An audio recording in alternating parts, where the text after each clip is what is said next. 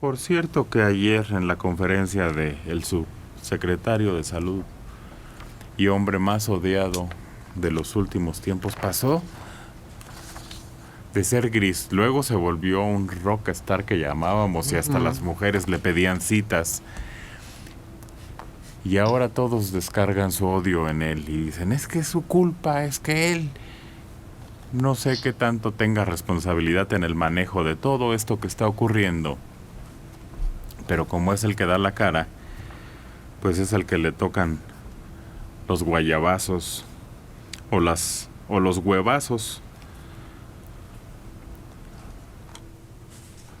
Hay un rebote en el porcentaje de contagios por COVID, lo que es muy preocupante porque quizá no habíamos logrado una disminución significativa, pero por lo menos había un control de esta epidemia,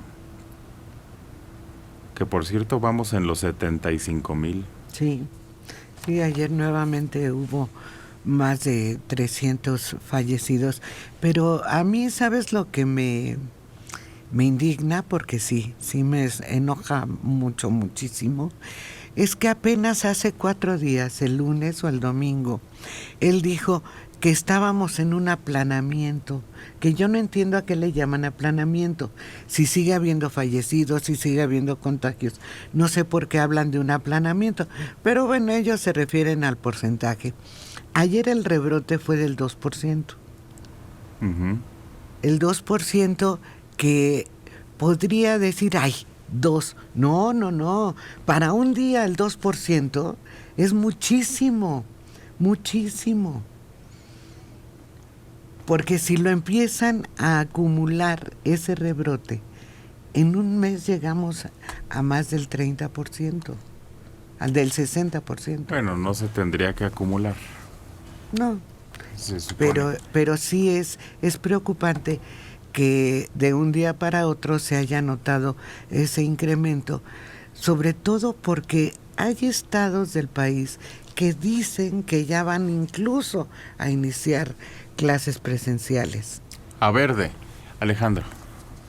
Tu verde que te quiero verde, como dicen. Ajá. Arrancan.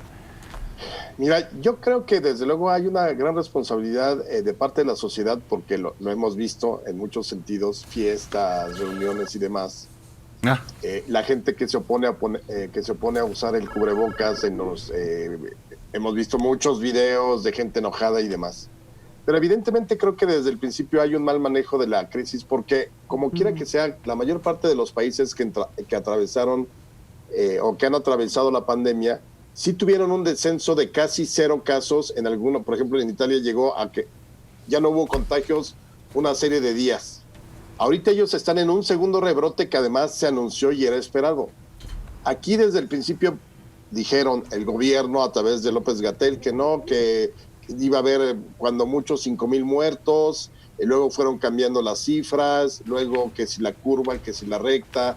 O sea, yo creo que hay un manejo pésimo de la crisis sanitaria. Claro que iba a haber muertos porque está sucediendo en todo el mundo, pero ¿cuál es la mejor prueba de que no han podido, o más bien, como decíamos en el bloque anterior, ya hay una indolencia del gobierno de, bueno, pues que suceda lo que tenga que suceder, vamos a tratar de salvar la economía, y por eso han permitido que todo se vaya abriendo?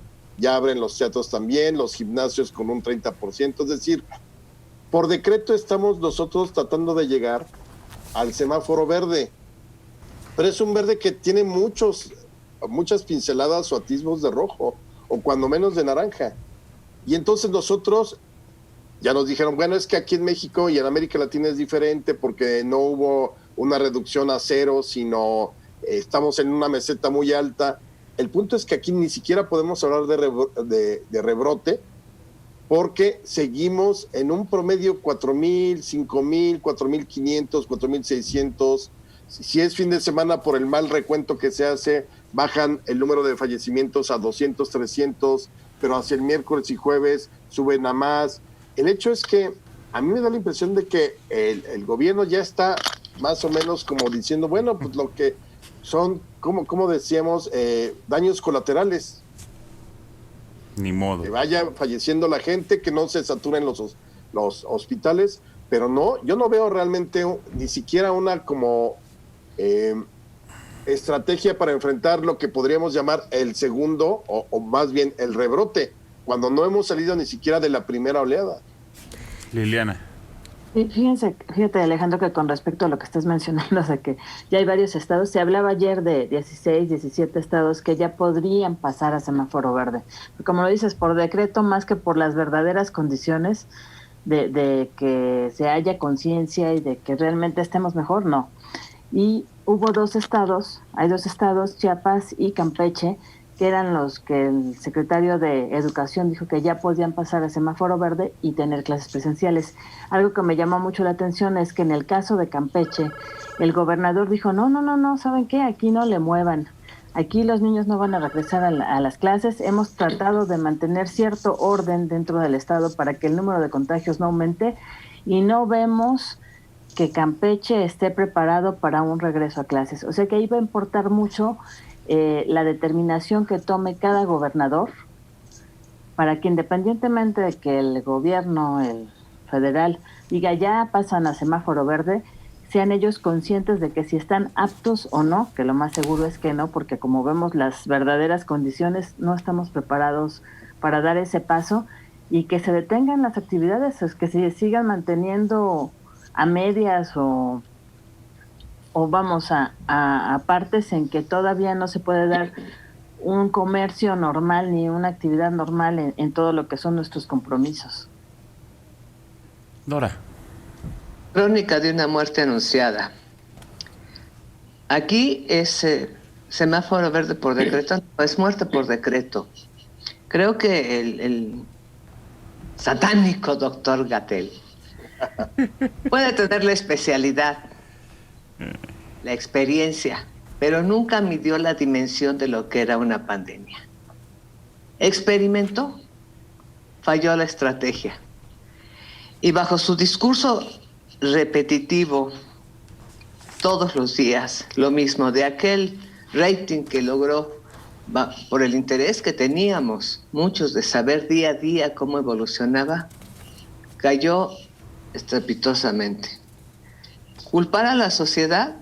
Pues no directamente culparla. Sí tiene una gran corresponsabilidad por su historia previa en salud, por creer o no creer en la pandemia, por cubrir con todos los pasos para mantener una salud óptima la historia clínica, diabetes, obesidad, hipertensión. Sí. Pero los que marcan la línea y la política en cuanto a la estrategia son ellos. ¿Él es el responsable porque da la cara? Sí. Si hay 30, 50 o 100 personas bajo su mando, el que manejó la estrategia fue él. Y tuvo la oportunidad de recurrir a un grupo de médicos de alto nivel, con reconocimiento internacional, con amplia experiencia, que incluso le ofrecieron su apoyo, su asesoría, su orientación, y su respuesta fue de lo más irónica y de lo más grosera. Sí. Ante la imposibilidad de aceptar que estaba equivocado o que necesitaba ayuda. Puede ser un burro el que está al frente, pero si se rodea de un equipo brillante, salen adelante. Y aquí, él no quiso ese apoyo, esa asesoría. Todo lo distorsionó por el lado político y con una ironía ofensiva para el hombre que está al frente de la estrategia a nivel nacional y que mantenía más o menos una buena imagen. Pero con esa ironía y ese sarcasmo, fuera de toda proporción, viniendo de un hombre de ese nivel, estás fuera, estás despedido.